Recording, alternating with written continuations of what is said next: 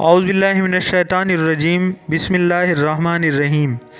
ایک شخص ایک غلام کو کسی کے ہاتھ بیچنے لگا اور بیچتے وقت خریدار سے کہہ دیا کہ اس غلام میں کوئی عیب نہیں ہے مگر یہ چغل خور ہے۔ خریدار نے کہہ دیا کہ کوئی مذائقہ نہیں۔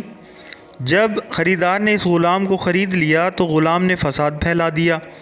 اس طرح کہ اپنے مالک کی بیوی سے جا کے کہا کہ تیرا خامد تجھ سے محبت نہیں رکھتا بلکہ دوسری عورت لانا چاہتا ہے۔ اس کی دوا یہ ہے کہ جب تیرا خامد سوئے تو اس طرح لے کر اس کی گدی کے بال مونڈ دینا، اگر ایسا کرے گی تو وہ تجھ سے محبت کرے گا۔ اور اپنے مالک سے جا کے کہا کہ تیری بیوی تجھے ذبح کرنا چاہتی ہے۔ ایک روز اس کا مالک یوں ہی آنکھ بند کر کے لیٹ گیا۔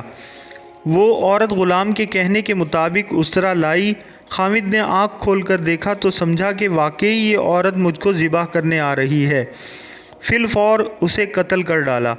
جب یہ خبر اس عورت کے وارثوں کے پاس پہنچی تو انہوں نے اس آدمی کو مار ڈالا۔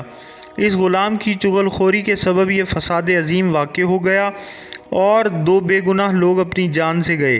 اسی لیے چغل خوری بڑا گناہ ہے۔ اللہ ہم سب کو اس برائی سے محفوظ فرمائے، آمین۔